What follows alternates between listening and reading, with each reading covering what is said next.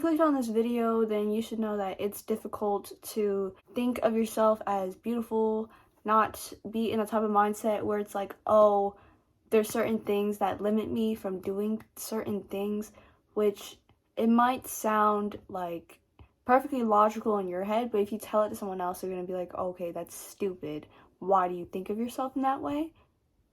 Which it's hard to get yourself out of that mindset and to change how you think. Like, it really goes back to like elementary days. Always have a growth mindset. Always be willing to change and be willing to adapt constantly, because that is the only way that you will be able to become a better person than you are right now. Because right now, you don't feel any self-love. Like, you feel insecure. You feel like there's not much you can do. Like, you feel like you can't go out and be yourself. You just feel closed off, and you feel like you can't, like, open up to people, be vulnerable to people. Even though that's the whole point. You're supposed to be vulnerable with people. You're supposed to be able to open up to people. You're supposed to be able to open up to yourself. Because the one thing I will tell you, do not lie to yourself. That is the one person you cannot lie to. You can lie to everybody else, like, oh yeah, I'm fine, I love myself, I'm confident. The only person you can't lie to is yourself.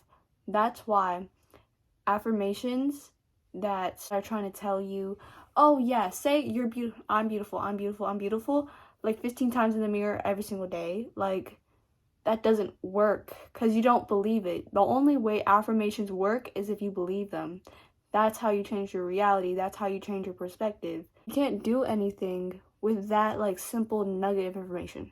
Hello, I'm Selena, and welcome back to my channel. Today, I'm going to be talking about how to find yourself beautiful. This is a little bit different from the self-love video, because if you clicked on this, you probably think you're not all that, like, you're not necessarily like insecure. You just feel like there's certain things that you can't do and that you're limited on, and there's something blocking you. But the thing is, the only barrier blocking you from doing those things that you want to do is yourself. So in this video, I want to help change your mindset a little bit on how to turn into the most authentic and confident version of yourself, because it is so hard to do that, and I'll talk a little bit about the lucky girl syndrome. Let's get started. I'm guessing you're feeling like nobody really understands you in the world.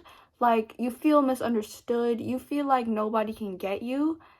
Well, that's mainly because you don't understand yourself. You have to go on that self-healing journey. You're going to have to do some deep diving and look into what type of person you are. Do journal prompts, do shadow work. You have to do those things to figure out what type of person you are, to find the problem. Because if you know some people don't even think they're insecure. Some people don't even think that there's anything wrong with them. But the thing is, those people can be insecure. Because, like, always, the meanest people are the most insecure, but not all insecure people are mean. Like, you can literally meet the nicest girl ever, and she can be so insecure, and she might not even realize it. That is so true, because bullies are insecure, and they've always had, like, a tense relationship with their parents or something. That's the reason why they're mean. They're using it as a defense mechanism to put other people below them, to raise them up. They are put down constantly every single day at home, and they want to feel like they can go up and they can be on a podium for some people. That's why they're bullies. That's why bullying isn't good. I mean, like, bullying in real life has lessened a lot, but cyberbullying is a big problem, okay? And there's not much we can do about that, unfortunately. I wish there was a cure, something to help with that, but there's not. And here's how you don't realize you're insecure. Maybe you're just like, oh, I want to go out, I want to party, I want to meet all these people, but it's like, I feel like an introvert. I feel like I can't go out and talk to people, and I feel nervous because I don't know what to say. That is, like, kind of a sign of you being, like, insecure, because you are looking down on yourself. You don't have the confidence to be able to go up to people and to be able to express yourself.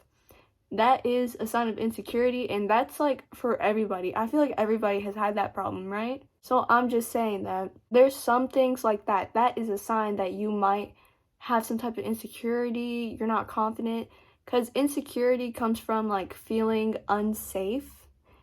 and feeling like uncomfortable. But the thing is that putting yourself in uncomfortable situations doesn't have to make you feel insecure.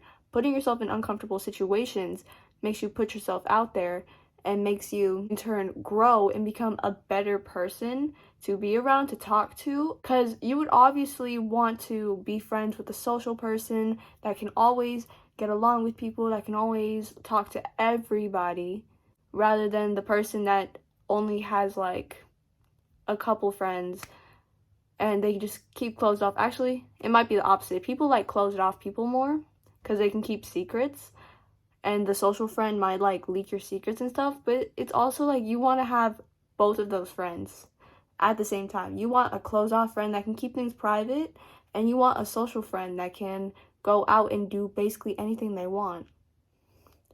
You need two of them because you need duality. You need to be able to express your personality, because your friends show a lot about your personality, because your friends are basically reflections of you. And this is specifically apparent to your love life, because your significant other is a reflection of you. This is going to sound a little confusing. Here's the thing. A reflection isn't always the same thing, because your mirror can be distorted. Your mirror, or you can have like some type of face dysmorphia and you see your face in completely different light. Your reflection doesn't always look the exact same as you. They can come in different forms. They can have like different things that are a little bit distorted or a little bit different. Your reflection isn't always the same. That's why I say your friends are a reflection of you, because their personalities affect you and your personality affects them. There's no in between. It's always happening. But it's very apparent with your significant other, because your significant other should be like the second closest person to you, because the first closest person to you is, well, you. But your significant other should be a type of reflection of you. Like, they could be the reflection of your future self, of your ideal version of you. They could be the reflection of the person you are now or the person you were before. Like, if you meet someone that's insecure, maybe you were insecure at some point in your life, or you are insecure right now. If you meet someone that's confident and social and everything you want to be, you will be able to match that person's wavelength, and you will be able to become that ideal. You will be able to become the ideal person that you want to be. So, this is where lucky girl syndrome comes in, because, you know, it's not that easy to find these people, but you always have to think, I am lucky, everything happens for a reason, all that, right? And those people will come, maybe they'll go, maybe they'll stay with me my entire life, because the people you surround yourself with tells a lot about your character and tells a lot about what type of person you are or what type of person you want to be.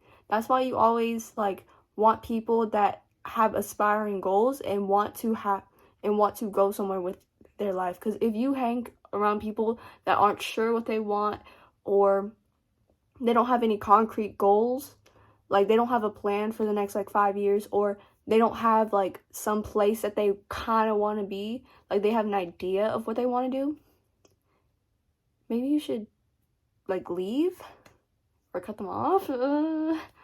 That's the same thing for toxic friends, because if you have toxic friends, then they're insecure, and your toxic friends are basically a projection of your insecurities. Like, I'm not saying you're toxic, I'm just saying you're in the wrong mindset to have those type of friends. And for a significant other too, you can have an insecure significant other, but the thing is, they can change, you can change, and you both can have like a healthy, secure relationship, but you have to keep on learning and you have to keep on working on it, if you know what I mean. But it's definitely a lot about like frequencies and like energy. Y'all's energy is like flip-flop, whatever, right? You have to match the same type of energy, or like about the same wavelength, with like almost everybody in your life. Because if you guys don't match at any point in time, then maybe you kind of gotta go. And what I mean like you don't match, it just means that they're lower than you. If they're higher than you, then you can always match their energy because they have such high happy energy. So yeah. Okay, and that is the end of today's video. Thank you so much for watching. Make sure to like, subscribe, comment, all that, and stay tuned in for more. Bye bye.